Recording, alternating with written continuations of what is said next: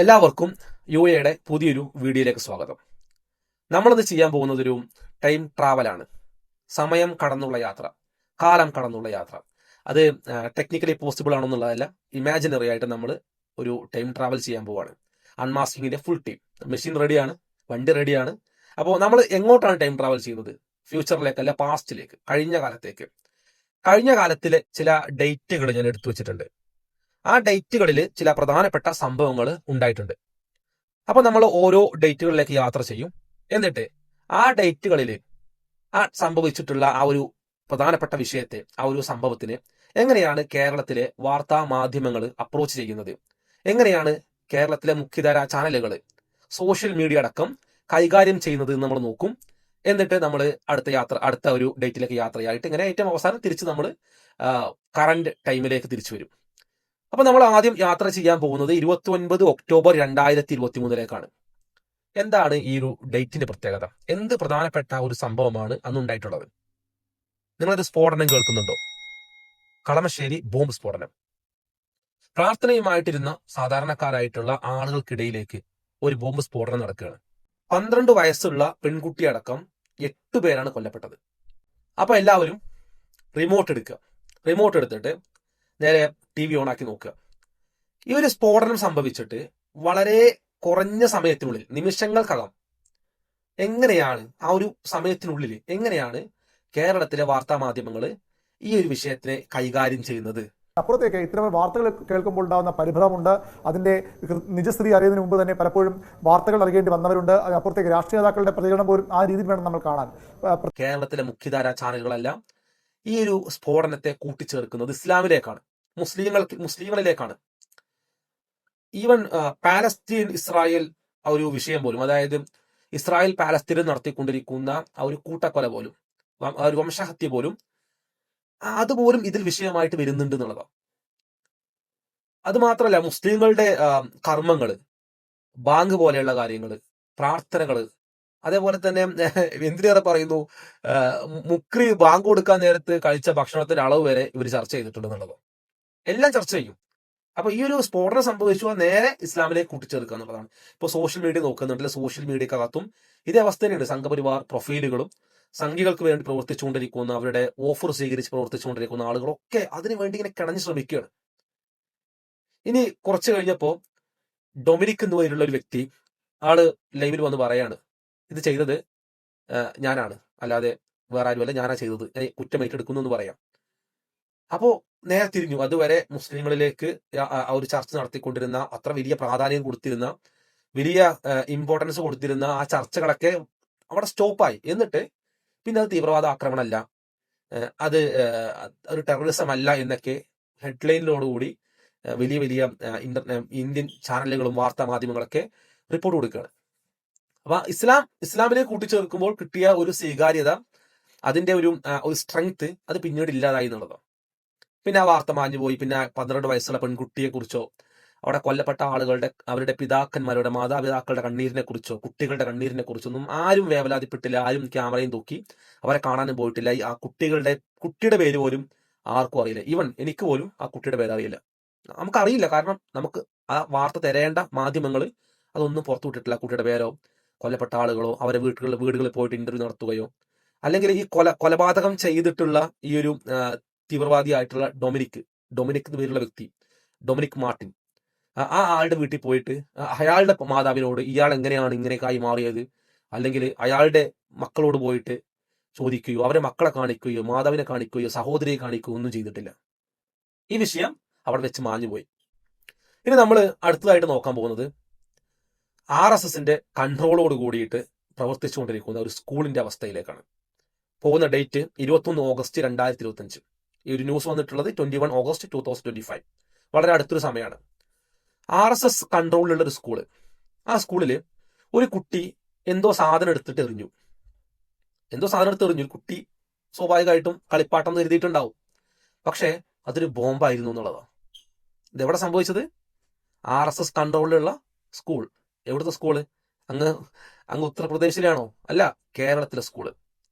10 വയസ്സുള്ള കുട്ടി ചെറിയ പരിക്കോട് കൂടിയിട്ട് എസ്കേപ്പ് ആയി എന്നുള്ളതാണ്. ആർക്കെങ്കിലും ഈ കുട്ടിയുടെ പേരറിയോ? 10 വയസ്സുള്ള ഈ കുട്ടിയുടെ പേര് ആർക്കെങ്കിലും അറിയോ? അറിയും, കമന്റ് ഇട്. അതേപോലെ തന്നെ ഈ കുട്ടിയുടെ വീട്ടിലേക്ക് ഏതെങ്കിലും വാർത്താ മാധ്യമ പ്രവർത്തകർ പോയിട്ടുണ്ടോ? ഈ കുട്ടി ബോംബ് പൊട്ടി ഇഞ്ചുറീസുമായി കിടക്കുന്ന എന്തെങ്കിലും ഫോട്ടോസ് നിങ്ങൾ ആരെങ്കിലും കണ്ടിട്ടുണ്ടോ?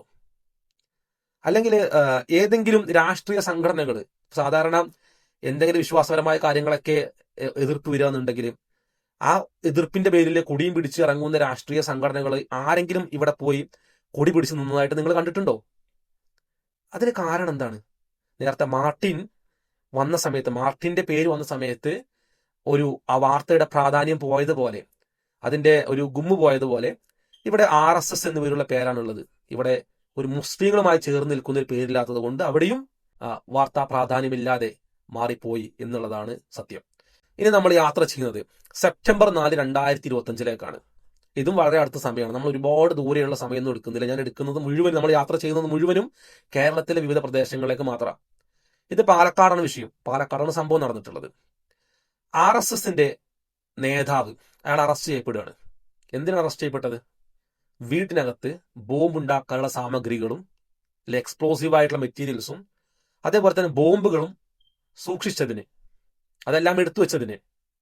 എന്തിനാണ് ഈ ബോംബ് ഉണ്ടാക്കാനുള്ള മെറ്റീരിയൽസ് ഒക്കെ എടുത്തു വെക്കുന്നത്? എന്തിനാ? എന്തിനും എറിഞ്ഞ് തമാശക്കിനെ പൊട്ടിച്ച് കളിക്കാനാണോ? അല്ല, ആൾക്കാരെ കൊല്ലാൻ വേണ്ടിയിട്ടാ.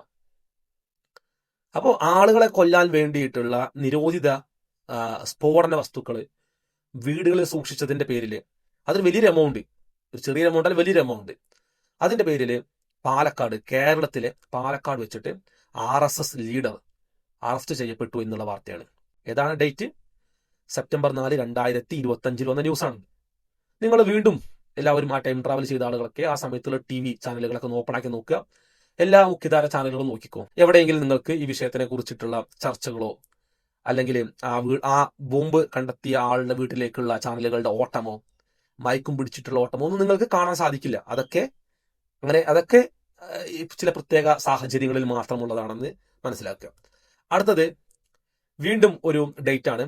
ഇത് പബ്ലിഷ് ചെയ്തിട്ടുള്ള ഡേറ്റ് എന്ന് പറയുന്നത് ഒരു ന്യൂസ് ആണ്. ഇത് പബ്ലിഷ് ചെയ്തിട്ടുള്ളത് ഓഗസ്റ്റ് 11, 2025. ഇതും വളരെ അടുത്ത സമയമാണ്. RSS ബി ജെ പി അതേപോലെ തന്നെ VHP പോലെയുള്ള രാഷ്ട്രീയ സംഘടനകൾ 2004 മുതൽ 2008 വരെയുള്ള കാലഘട്ടങ്ങളിൽ ഇന്ത്യയിലെ പല പ്രദേശങ്ങളിലും വലിയ രീതിയിലുള്ള ബോംബ് സ്ഫോടനങ്ങൾ, തീവ്രവാദ ആക്രമണങ്ങൾ നടത്താൻ പ്ലാൻ ചെയ്തിട്ടുണ്ടായിരുന്നു എന്ന് ഒരാൾ ക്ലെയിം ചെയ്യാണ്. അതാരാണ്? രാഷ്ട്രീയ സ്വയം സേവക സംഘം RSSന്റെ മുൻ പ്രവർത്തകന് യശ്വന്ത് സിൻഡെ എന്ന് പറഞ്ഞ വ്യക്തി ദി വയറിന് കൊടുത്ത ഒരു അഭിമുഖത്തിലാണ് ഇത് വ്യക്തമാക്കിയത്. വീണ്ടും ചാനലുകളെല്ലാം ഓൺ ചെയ്ത് നോക്കുക, വീണ്ടും നോക്കുക ഈ വാർത്തയെ കുറിച്ചിട്ട് ആരൊക്കെ ചർച്ച ചെയ്യുന്നുണ്ട്. സോഷ്യൽ മീഡിയ പേജുകൾ നോക്കുക, ഇൻസ്റ്റാഗ്രാം പേജ് അക്കൗണ്ടുകൾ നോക്കുക, സംഘപരിവാർ പ്രൊഫൈലുകൾ നോക്കുക, സംഘി ഓഫർ സ്വീകരിച്ച ആളുകളെ കുറിച്ച് നോക്കുക, അതേപോലെ തന്നെ ഞാൻ സംഘിയല്ല പക്ഷേ എന്ന് പറഞ്ഞു നടക്കുന്ന ആളുകളെ കുറിച്ച് നോക്കുക. ഇവരെ കുറിച്ചൊക്കെ നമ്മളൊന്ന് അവരുടെ പ്രൊഫൈലുകളിലും അവരുടെ സംസാരങ്ങളും നോക്കുക. എവിടെയെങ്കിലും നിങ്ങൾക്ക് ഈ വിഷയത്തിനെ കുറിച്ച് സംസാരിക്കുന്നതോ ചർച്ച ചെയ്യുന്നതോ കാണാൻ സാധിക്കുന്നുണ്ടോ? നമ്മൾ ഇനി അടുത്ത് യാത്ര ചെയ്യുന്നത് 22 ഏപ്രിൽ 2025 എന്താണ് ആ ഡേറ്റിന്റെ പ്രത്യേകത? അന്നാണ് പഹൽഗാം എന്ന് പറയുന്ന ഒരു സ്ഥലത്ത് വെച്ചിട്ട് തീവ്രവാദികൾ സാധാരണക്കാരായിട്ടുള്ള സിവിലിയൻസ്, ടൂറിസ്റ്റുകളായിട്ടുള്ള കുടുംബമുള്ള നമ്മളെപ്പോലെയുള്ള സാധാരണക്കാരായ ആളുകളെ ആക്രമിക്കുകയും 26ഓളം ആളുകളെ കൊന്നുകളയുകയും ചെയ്തത്. അന്ന് സ്വാഭാവികമായിട്ടും മനുഷ്യത്തുള്ള എല്ലാവർക്കും ആ സമയത്ത് വേദനയുണ്ടാവും. അത് യാതൊരു സംശയമല്ല. നമ്മളെ പോലെ തന്നെ സാധാരണക്കാരായിട്ടുള്ള ഒരുപാട് സ്വപ്നങ്ങളുമായിട്ട് ജീവിക്കുന്ന, കുടുംബമായിട്ട് ജീവിക്കുന്ന ആളുകൾ, അതേപോലെ തന്നെ പുതുമണവാട്ടി അടക്കമുള്ള ആളുകൾ, ന്യൂലി മാരീഡ് ആൾക്കാരടക്കം, അല്ലെ അവരുടെ എത്ര സ്വപ്നം കണ്ടിട്ടുണ്ടാവും. ഇങ്ങനെയുള്ള ഒരു കൂട്ടം ടൂറിസ്റ്റുകളെയാണ് അവിടെ വെച്ചിട്ട് തീവ്രവാദികളെ കൊലപ്പെടുത്തിയത്. മാർട്ടിൻ കളമശ്ശേരിയിലെ ബോംബ് സ്ഫോടനം നടത്തുകയും ആ ബോംബ് സ്ഫോടനം മാർട്ടിൻ സ്വയം ഏറ്റെടുക്കുകയും ചെയ്യുന്നതിന് തൊട്ട് മുമ്പ് വരെ എങ്ങനെയായിരുന്നു കേരളത്തിലെ വാർത്താ മാധ്യമങ്ങൾ ഇതിനെ അപ്രോച്ച് ചെയ്തിരുന്നത്? അതിനേക്കാൾ ഭയാനകമായ രീതിയിലുള്ള അപ്രോച്ച് നിങ്ങൾ കാണാൻ സാധിക്കും. അവിടെ മുസ്ലിം പേരുള്ള ഒരു വ്യക്തിയെ കിട്ടാൻ വേണ്ടി കൊതിച്ചിരുന്നു എന്നുള്ളതാണ്. ഒരു മുസ്ലിം പേരുള്ള വ്യക്തി ആയിരുന്നെങ്കിൽ എന്ന് വാർത്താ മാധ്യമങ്ങളും സോഷ്യൽ മീഡിയ കൈകാര്യം ചെയ്യുന്ന സംഘപരിവാർ പ്രൊഫൈലുകളും അവർക്ക് വേണ്ടി പ്രവർത്തിച്ചുകൊണ്ടിരിക്കുന്ന ആളുകളൊക്കെ ആഗ്രഹിച്ചിരുന്നു. കാരണം അവരുടെ ആശയം, അവരുടെ പ്രൊപ്പഗണ്ട, അവരുടെ അജണ്ട നടപ്പാക്കണമെങ്കിൽ ഇസ്ലാം എന്നുള്ളതൊരു തീവ്രവാദ മതമാണ്. ഇസ്ലാം പഠിപ്പിക്കുന്നത് സാധാരണക്കാരെ ആളുകളെ കൊല്ലാൻ വേണ്ടി, കാഫിറുകളെ കൊല്ലാൻ വേണ്ടിയിട്ടാണ് എന്നൊക്കെയുള്ള രീതിയിലുള്ള അവരുടെ പ്രചാരണങ്ങളും അവരുടെ അജണ്ടകളും അവരുടെ ആശയവും എല്ലാം അത് പ്രചരിക്കണമെങ്കിൽ, അത് ജനങ്ങൾ സ്വീകരിക്കണമെങ്കിൽ അവിടെ ഒരു മുസ്ലിം പേരുകാരനെ കിട്ടണമായിരുന്നു. എന്തോ പടച്ച തമ്പുരാന്റെ അപാരമായ അനുഗ്രഹം കാരണം മാർട്ടിൻ തന്നെ ആ കേസ് അയാൾ തന്നെ അത് ഏറ്റെടുത്ത് സംസാരിച്ചു എന്നുള്ളതാണ്. അതിനുശേഷം പിന്നീട് എന്തായി, സ്വാഭാവികമായിട്ടും ചില ആളുകൾ അയ്യെ പറ്റിച്ചെന്ന് പറഞ്ഞിട്ടൊക്കെ പോസ്റ്റ് ഇട്ടു. അതൊക്കെ നമുക്കറിയാം. അതുവരെ വിഷം തുപ്പിക്കൊണ്ടിരുന്ന ആളുകൾ അവിടെ വെച്ചിട്ട് സ്റ്റോപ്പ് ചെയ്യണം. അത് ആ മൊമെന്റിൽ സ്റ്റോപ്പ് ചെയ്യാണ്. പിന്നെ മാർട്ടിന്റെ പിന്നാലെ പോകുന്നില്ല, മാർട്ടിന്റെ മതം നോക്കുന്നില്ല, മാർട്ടിന്റെ മതവിശ്വാസികളായ ആളുകൾ മുഴുവൻ മാപ്പ് പറയണമെന്ന് പറയുന്നില്ല. എന്തുകൊണ്ട് കത്തോലിക്ക സഭ മാപ്പ് പറഞ്ഞില്ല? എന്തുകൊണ്ട് പ്രൊട്ടസ്റ്റന്റ് മാപ്പ് പറഞ്ഞില്ല? എന്തുകൊണ്ട് യാക്കോബ സഭ മാപ്പ് പറഞ്ഞില്ല? എന്നുള്ള ചോദ്യങ്ങളൊന്നും നിങ്ങൾക്ക് കമന്റ് ബോക്സുകളൊന്നും അവിടെ കാണാൻ സാധിച്ചിട്ടുണ്ടാവില്ല. അങ്ങനെയൊന്നുമില്ല. അവിടെ എല്ലാം സ്റ്റോപ്പായി. കളമശ്ശേരി ബോംബ് സ്ഫോടന സമയത്ത് ആ സ്ഫോടനം നടത്തിയ ആളുകളിൽ മുസ്ലിങ്ങൾ ഉണ്ടായിരിക്കണം എന്ന് ആഗ്രഹിച്ച ആളുകൾ, അത്തരം ആളുകൾക്ക് കിട്ടിയ ഒരു സുവർണ അവസരമായിരുന്നു പഹൽഗാം ആക്രമണം. അപ്പോൾ അവർ നോക്കുമ്പോൾ ഇവിടെ മുസ്ലിം പേരുള്ള ആളുകളെ കുറിച്ചാണ് ന്യൂസ് വരുന്നത്. കുറ്റവാളികളെ കുറിച്ചുള്ള ഫോട്ടോസും കാര്യങ്ങളൊക്കെ വരുന്നത് മുസ്ലിം പേരുള്ള ആളുകളാണ്. സ്വാഭാവികമായിട്ടും ഇതൊരു അവസരമായി കണ്ട് വലിയ രീതിയിലുള്ള ഇസ്ലാം വിരുദ്ധത പ്രചരിപ്പിക്കാൻ പിന്നെ കിടഞ്ഞു ശ്രമിച്ചുകൊണ്ടിരിക്കുന്ന ഒരു കാര്യമാണ് കാഴ്ചകൾ നിങ്ങൾ കാണാൻ സാധിക്കും. എവിടെ നോക്കിയാലും ഇതിനെ ഇസ്ലാമിലേക്ക് കൂട്ടിച്ചേർത്തുകൊണ്ട് ഇവർ ചെയ്യുന്നത്, ഈ തീവ്രവാദികൾ ചെയ്തുകൊണ്ടിരിക്കുന്നത് ഇസ്ലാമിന് വേണ്ടിയാണ്, മുസ്ലിങ്ങൾക്ക് വേണ്ടിയാണ്. സംഘപരിവാർ ഓഫർ സ്വീകരിച്ചിട്ടില്ല, സംഘപരിവാറിന്റെ ഞാൻ സംഘിയല്ല പക്ഷേ എന്ന് പറഞ്ഞു നടക്കുന്ന ആളുകൾ വരെ ഇത് മുസ്ലിങ്ങളും ഇന്ത്യയും തമ്മിലുള്ള യുദ്ധമാണെന്ന് വരെ പ്രഖ്യാപിച്ചു. ആർക്ക് തമ്മിൽ? മുസ്ലിങ്ങളും ഇന്ത്യയും തമ്മിൽ. തീവ്രവാദികളൊന്നും പറയുന്നില്ല. തീവ്രവാദികളും ഇന്ത്യൻ പട്ടാളവും തമ്മിലുള്ള യുദ്ധം എന്ന് പറഞ്ഞിട്ടില്ല, അങ്ങനെയൊന്നും പറയുന്നില്ല. പറയുന്നത് എന്താണ്? മുസ്ലിങ്ങളും പിന്നെ ഇന്ത്യയും തമ്മിലുള്ള യുദ്ധമാണ് എന്നാണ് പറയുന്നത്. അങ്ങനെ പ്രചരിപ്പിച്ചത്. ഇനി നമ്മൾ തിരിച്ച് നമ്മുടെ കറന്റ് ടൈമിലേക്ക് വരികയാണ്. കുറച്ച് ദിവസങ്ങൾക്ക് മുമ്പാണ് ഡൽഹിയിൽ ഒരു സ്ഫോടനം സംഭവിച്ചത്. അങ്ങനെ ഒരുപാട് ആളുകൾ കൊല്ലപ്പെടുകയും ചെയ്തത്. ഇന്ത്യയെ നടുക്കിയ ഒരു ആക്രമണം എന്ന് പറയാം. സാധാരണക്കാരായ സിവിലിയൻസ് ആയിട്ടുള്ള ആളുകളാണ് കൊല്ലപ്പെട്ടത്. ഇതിൽ വളരെ പ്രധാനപ്പെട്ട ഒരു ചോദ്യം, എങ്ങനെയാണ് കേരളത്തിലെ വാർത്താ മാധ്യമങ്ങൾ, കേരളത്തിലെ മുഖ്യധാര പത്ര ചാനലുകളൊക്കെ, ഇവരൊക്കെ എങ്ങനെയാണ് ഈ ഒരു വാർത്തയെ, ഈ ഒരു വിഷയത്തിനെ അഡ്രസ് ചെയ്യുന്നത്, എങ്ങനെയാണ് അവരിതിനെ കൈകാര്യം ചെയ്യുന്നത് എന്നുള്ളതാണ്.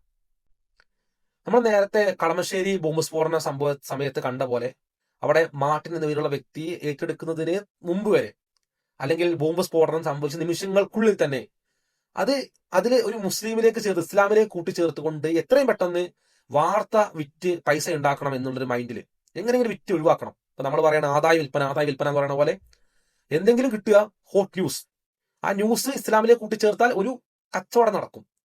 പക്ഷെ അവരെ പ്രതീക്ഷകൾ തെറ്റിച്ചിടുന്ന സംഭവിച്ചാണ്, മാർട്ടിൻ എന്നിവരുടെ ഒരു ക്രൈസ്തവ നാമധാരി വന്നിട്ട് ആ കുറ്റമേറ്റെടുക്കുകയാണ്.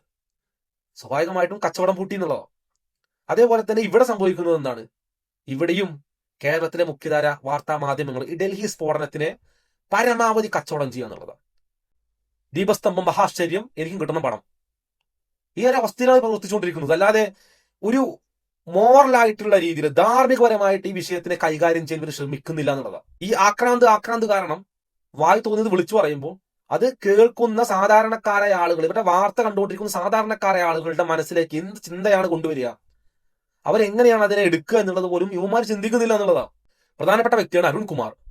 റിപ്പോർട്ടർ ടിവിയിലെ കേരളത്തിൽ തന്നെ അറിയപ്പെടുന്ന ഒരു വാർത്താ മാധ്യമ പ്രവർത്തകനാണ് അദ്ദേഹം ഈ ഒരു വിഷയത്തിനെ കൈകാര്യം ചെയ്തത് നിങ്ങളൊന്ന് ആലോചിച്ച് നോക്കി എങ്ങനെയാന്നുള്ളത്. ഫുട്പാത്തിൽ കച്ചവടം ചെയ്യുന്ന ആളുകളുടെ അതിനേക്കാൾ ധൃതിയിലാണ് അദ്ദേഹം ഇത് കച്ചവടം ചെയ്തിരുന്നത്. ഇത് സ്റ്റുഡിയോയിൽ അങ്ങോട്ടും കൂടെ നടക്കുന്നേ, എന്നിട്ട് ഇങ്ങനെ വിളിച്ചു പറയും, അങ്ങോട്ടും ഒന്ന് പറയും, ഇങ്ങോട്ടും വേറൊന്ന് വിളിച്ചു പറയും. ഈ വിളിച്ചു പറയുന്ന സംഭവങ്ങളൊക്കെ ഒന്നെങ്കിൽ വംശീയപരമായിട്ടുള്ള വർഗീയപരമായിട്ടുള്ള കാര്യങ്ങളൊക്കെ ആയിരിക്കും.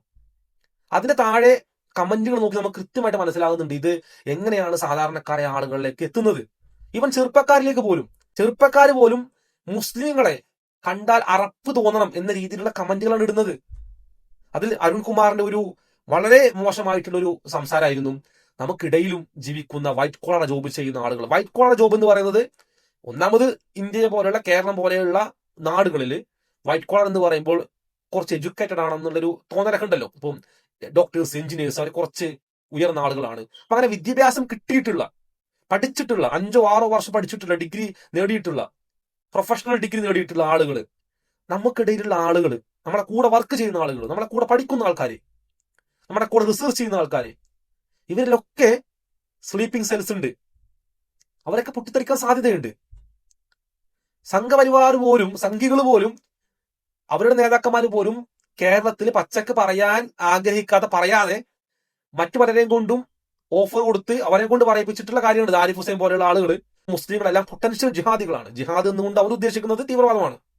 ജിഹാദ് എന്ന വാക്കിന് യഥാർത്ഥ അർത്ഥം അതല്ലെങ്കിലും അവർ ഉദ്ദേശിക്കുന്നത് തീവ്രവാദമാണ്. അപ്പൊ പൊട്ടൻഷ്യൽ ജിഹാദികളാണ് മുസ്ലിങ്ങൾ, എപ്പോൾ വേണമെങ്കിലും പൊട്ടിത്തെറിക്കാൻ സാധ്യതയുള്ള ആളുകളാണ് എന്ന രീതിയിലുള്ള ഒരു പ്രചാരണം അവർ നടത്താറുണ്ട്.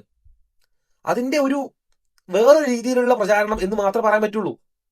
സെയിം സാധനം രണ്ട് രീതി പറഞ്ഞു തന്നെ ഉള്ളൂ. നമ്മളെ കൂടെ ജീവിക്കുന്ന മുസ്ലിങ്ങളായ താടി വളർത്തിയിട്ടുള്ള, നിസ്കരിക്കുന്ന, നെയ്യാണിക്ക് മേലെ പാന്റ് കയറ്റി വെച്ചിട്ടുള്ള, ഊതുവെടുക്കുന്ന, നെറ്റി നിസ്കാരം തഴമ്പുള്ള ആളുകൾ നമ്മൾ സൂക്ഷിക്കണം. കാരണം എന്താ, അവർ ചിലപ്പോൾ ഒരു സ്ലീപ്പർ സെല്ലായിരിക്കാം. ഇത്തരത്തിലുള്ള സംസാരങ്ങളൊക്കെ സാധാരണക്കാരായ ആളുകളെ എങ്ങനെയാണ് സ്വാധീനിക്കുന്നത്, ചെറുപ്പക്കാരെ എങ്ങനെയാണ് സ്വാധീനിക്കുന്നത്, അല്ലെങ്കിൽ എങ്ങനെയാണ് മുസ്ലിം വിരുദ്ധത പ്രചരിപ്പിക്കാൻ വേണ്ടി ശ്രമിച്ചുകൊണ്ടിരിക്കുന്ന, മുസ്ലിങ്ങളെ ഉന്മൂലനം ചെയ്യാൻ വേണ്ടി ശ്രമിച്ചുകൊണ്ടിരിക്കുന്ന ചില രാഷ്ട്രീയ സംഘടനകൾ, വലതുപക്ഷ തീവ്ര വർഗീയ സംഘടനകൾ, ആ സംഘടനയിൽ പ്രവർത്തിക്കുന്ന ആളുകളും അതിനോട് ചേർന്ന് നിൽക്കുന്ന ആൾക്കാരും അവരെ സപ്പോർട്ട് ചെയ്യുന്ന ആളുകളും, ഞാൻ സംഘിയല്ല പക്ഷേ എന്ന മുഖംമൂടി അണിഞ്ഞിട്ടുള്ള ആളുകളടക്കം ഇവരെങ്ങനെയാണ് ഇതിനെ യൂസ് ചെയ്യുന്നത്, നമുക്കത് കാണാൻ സാധിക്കുന്നത് കമന്റ് ബോക്സുകളിലൂടെ. ചില കമന്റുകൾ നിങ്ങൾക്ക് കാണിച്ചു തരാം. ഒന്നാമതായിട്ട് മധു ടി പി എന്ന പേരുള്ള വ്യക്തി അരുൺകുമാറിന്റെ ഈ ഒരു വാർത്ത തൊട്ട് താഴെ കൊടുത്തൊരു കമന്റാണത്. ചുരുക്കി പറഞ്ഞാൽ ഈ വർഗത്തിനോട് ഒന്ന് വിട്ടു നിന്നാൽ തടി സലാമത്താകും. ആരോട്? മുസ്ലിങ്ങളോട്. മുസ്ലിങ്ങളിൽ നിന്ന് അല്പം മാറി നിന്നാൽ തടി രക്ഷപ്പെടുന്നു. ഈ വർഗത്തിൽപ്പെട്ട ഡോക്ടർമാരുടെ അടുത്ത് നമ്മൾ എങ്ങനെ ധൈര്യമായിട്ട് പോകും? അരുൺകുമാർ പറഞ്ഞ സംഭവത്തിനെ എടുത്ത് ചോദിക്കണം അദ്ദേഹം. ഈ വർഗത്തിൽപ്പെട്ട ഡോക്ടർമാരുടെ അടുത്ത് നമ്മൾ എങ്ങനെ ധൈര്യമായിട്ട് പോകും? അല്ല, എന്ത് വിശ്വസിക്കും? ചികിത്സിക്കുന്നിടയിൽ പൊട്ടിത്തെറിച്ചാലോ? പറയാൻ പറ്റില്ലല്ലോ. അല്ലെങ്കിൽ മരുന്നിന് പകരം വിഷം തന്നാലോ? പറയാൻ പറ്റില്ലല്ലോ. പിന്നെ വീണ്ടും അവർ ചോദിക്കുകയാണ്, അവർ തരുന്ന മരുന്നുകൾ ഒന്നും അറിയാത്ത നമ്മളെ എങ്ങനെ ധൈര്യമായി കഴിക്കും? എല്ലാവരും ശ്രദ്ധിക്കുക, ഇതൊരു സൂചനയാണ്. അതുകൂടി ഒന്ന് പറയണം, ധൈര്യമുണ്ടോ? ഒരു RSS സംഘപരിവാർ പ്രവർത്തകനാണെന്നാ തോന്നുന്നത് പ്രൊഫൈൽ കണ്ടിട്ട്. ഇങ്ങനെയാണ് പറഞ്ഞിട്ടുള്ളത്, മുസ്ലിം ഡോക്ടർമാരുടെ അടുത്തേക്ക് എങ്ങനെ പോകും എന്നുള്ളതാ. എങ്ങനെ പോവും, എന്ത് വിശ്വസിച്ചിട്ട് പോകും എന്നുള്ള ഒരു ചോദ്യം ചോദിച്ചിട്ടുള്ളത് ഈ വ്യക്തിയാണ്. അടുത്തത് വീണ്ടും അരുൺകുമാറിന്റെ ന്യൂസിന് താഴെ കൊടുത്തിട്ടുള്ള ഒരു കമന്റാണ്. അതില് മനോജ് വിശ്വനാഥ് നായർ എന്ന് പറഞ്ഞിട്ടുള്ള ഒരു വ്യക്തി, അദ്ദേഹം ഒരു വൈൽഡ് ലൈഫ് ഫോട്ടോഗ്രാഫറാണ്, നേച്ചർ ഫോട്ടോഗ്രാഫറാണ്, എയർലൈൻ പ്രൊഫഷണലാണ്, എമിറേറ്റ്സ് ദുബായ് എയർപോർട്ടിൽ വർക്ക് ചെയ്തുകൊണ്ടിരിക്കുന്ന ആളാണ് കൊടുത്തിട്ടുള്ളത്. ഒരു ട്രാവലറാണ്, 93,000-ഓളം ഫോളോവേഴ്സ് ഉള്ള, അറിയപ്പെടുന്ന അത്യാവശ്യം ഫോളോവേഴ്സ് ഉള്ള ഒരു വ്യക്തി കൂടിയാണ് അദ്ദേഹം. അപ്പോൾ സ്വാഭാവികമായിട്ടും അത്യാവശ്യം ജനങ്ങൾക്ക് അറിവുള്ള ഒരു വ്യക്തി കൂടിയാണ് അദ്ദേഹം, മനോജ് വിശ്വനാഥ് എന്ന് പറഞ്ഞ വ്യക്തി.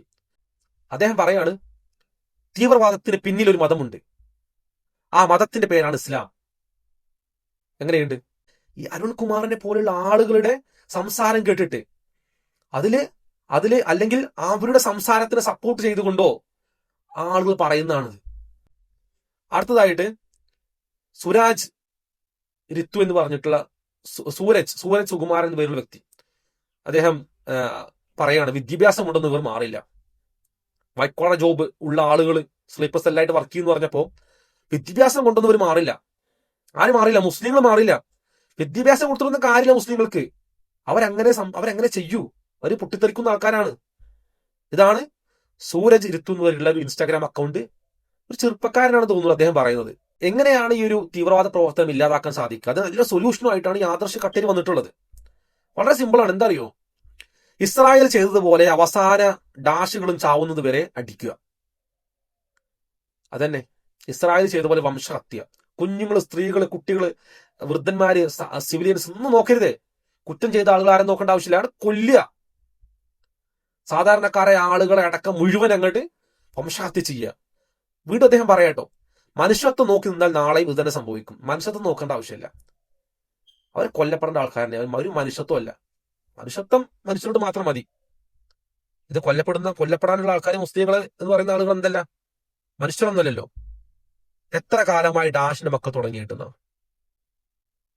തീവ്രവാദ പ്രവർത്തനം നടത്തുന്ന ആൾക്കാരെ പിടിച്ച് അറസ്റ്റ് ചെയ്ത് അതിന്റെ പിറകിൽ ആരെന്ന് കണ്ടുപിടിക്കുക എന്നുള്ളതല്ല പറയണത്. ഇസ്രായേൽ ചെയ്തതുപോലെ ചെയ്യണം എന്നുള്ളതാണ്. അടുത്തതായിട്ട് വേറൊന്നുകൂടി, ജിതിൻ കുമാർ 1986 എന്ന് പറഞ്ഞിട്ട് ഒരു പ്രൊഫൈലാണ്.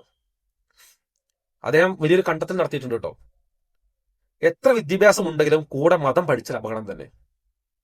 അതെ, മതം പഠിച്ചിട്ടുണ്ടെങ്കിൽ തീർന്നു. കാരണം അത് ഇസ്ലാം മതം പഠിപ്പിക്കുന്നത് ആളെ കൊല്ലാനാണ്. ആണല്ലോ, ആളെ കൊല്ലാൻ വേണ്ടി പഠിപ്പിക്കുന്ന മതമാണ് ഇസ്ലാം. അപ്പൊ അതുകൊണ്ട് എത്ര വിദ്യാഭ്യാസം ഉണ്ടെങ്കിൽ കാര്യമൊന്നുമില്ല. മുസ്ലിം ആണോ അല്ലെങ്കിൽ മദ്രസയിൽ പോയോ അവൻ തീർന്നു എന്നുള്ളൊരു കണ്ടെത്തലുമായിട്ടാണ് ജിതിൻ കുമാർ വന്നിട്ടുള്ളത്. പിന്നെ ചില സംഘി പ്രൊഫൈൽ ഞാൻ പറഞ്ഞ ആഘോഷമായിട്ട് കൊണ്ടു നടക്കുക ഈ ഒരു കാര്യം, മുസ്ലിങ്ങളുടെ പേരിലുള്ള തീവ്രവാദ ആക്രമണങ്ങൾ കിട്ടണം, അത് സംഭവിക്കണം എന്ന് ആഗ്രഹിച്ച് നടക്കുന്ന ഒരു കൂട്ടം ആളുകൾ നമ്മളെ കൂടെ ജീവിക്കുന്നുണ്ട്. അതില് ഞാനൊരു ഇൻട്രസ്റ്റിംഗ് ആയിട്ടുള്ള ഒരു പ്രൊഫൈൽ ഉണ്ട്. അബി എന്ന പേരുള്ള ഒരു ഫേക്ക് അക്കൗണ്ട് ആണിത്. അബി എന്ന് പേരുള്ളത് ഒരു ഫേക്ക് അക്കൗണ്ട് ആട്ടോ. അപ്പൊ കുറച്ച് ദിവസം ഉണ്ടാക്കിയ ഫേക്ക് അക്കൗണ്ട് ഇതിന് വേണ്ടി ഉണ്ടാക്കിയതായിരിക്കും ഒരു പക്ഷേ. എന്നിട്ട് ഒരു വീഡിയോക്ക് താഴെ കമന്റ് ഇടുകയാണ്, ഇവർ എന്തിനാണ് ആളുകളെ ഇങ്ങനെ ഒരു കാരണവുമില്ലാതെ കൊല്ലുന്നത്, ഒരു സങ്കടത്തോടു കൂടിയുള്ള ഒരു കമന്റ് ആണ്. അപ്പൊ നമ്മൾ വിചാരിക്കും ഇവരെന്തോ ഒരു കാര്യമായിട്ട് സങ്കടത്തോട് എന്തോ ചോദിക്കുകയാണെന്ന് വിചാരിക്കുക. അതല്ല, അടുത്ത വീഡിയോക്ക് ഇതേ കമന്റാ, ഇവർ എന്തിനാണ് ആളുകളെ ഇങ്ങനെ ഒരു കാരണവുമില്ലാതെ കൊല്ലുന്നത്. അടുത്ത വീഡിയോക്ക് വീണ്ടും അതേ കമന്റ്, കോപ്പി പേസ്റ്റ് ഇതേ കമന്റ് 1 2 3 4 5 ഒരുപാട് വീഡിയോക്കകത്തൊക്കെ ഇതേ കമന്റുകളാണ്. അപ്പൊ ഇതിന്റെ ലക്ഷ്യം എന്ന് പറഞ്ഞത് എന്തിനാണ്? ഇതിന് റിപ്ലൈ കിട്ടുമല്ലോ. റിപ്ലൈ എന്താ വരിക? ചില റിപ്ലൈ കാണാൻ സാധിക്കും നിങ്ങൾക്ക്. അവർ മതം പഠിപ്പിക്കുന്നുണ്ട്, അവർ മുസ്ലിങ്ങളായതുകൊണ്ടാണ് അവരങ്ങനെ കൊല്ലുന്നത് എന്നൊക്കെ പറഞ്ഞ റിപ്ലൈ കിട്ടുമ്പോൾ ആ റിപ്ലൈക്ക് വേണ്ടിയിട്ടാണ് ഈ കമന്റ് ഇടുന്നത് എന്നുള്ളതാണ്. സീരിയസ് ആയിട്ട് ചോദിക്കുകയാണെന്നുണ്ടെങ്കിൽ അതിനൊരു ഒറിജിനൽ ID OG ഉപയോഗിച്ചുകൊണ്ട് കമന്റ് ഇട്ടാ പോലെ. പക്ഷെ ഒരു ഫേക്ക് അക്കൗണ്ട് ഉണ്ടാക്കിയിട്ട് ഇങ്ങനെ എല്ലാ വീഡിയോക്കകത്തും പോയിട്ട് എല്ലാ ചാനലുകളിലും പോയിട്ട് ഇതേ കമന്റ് ഇടുന്നുണ്ടെങ്കിൽ അവൻ്റെ ഒരു സങ്കടവും ഇല്ല എന്നുള്ളത്. ഒരു സങ്കടമല്ല. ഈ ഒരു ആക്രമണം സംഭവിച്ചതും ജനങ്ങളെ കൊല്ലപ്പെട്ടതും ഒരു സങ്കടമല്ല, സന്തോഷം കൊണ്ട് തുള്ളിച്ചാടുന്ന ആളുകളാണ് ഇവരൊക്കെ.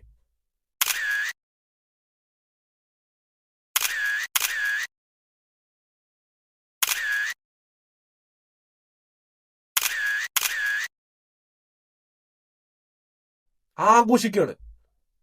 പഹൽഗാം ആക്രമണം സംഭവിച്ചപ്പോൾ ആഘോഷിച്ചതുപോലെ ഇപ്പോ ഡൽഹിയിൽ സ്ഫോടനം സംഭവിച്ചപ്പോൾ മുസ്ലിം പേരുള്ള ആളുകൾ പിടിക്കപ്പെട്ടപ്പോൾ അപ്പോഴും ആഘോഷിക്കുകയാണ് എന്നുള്ളത്.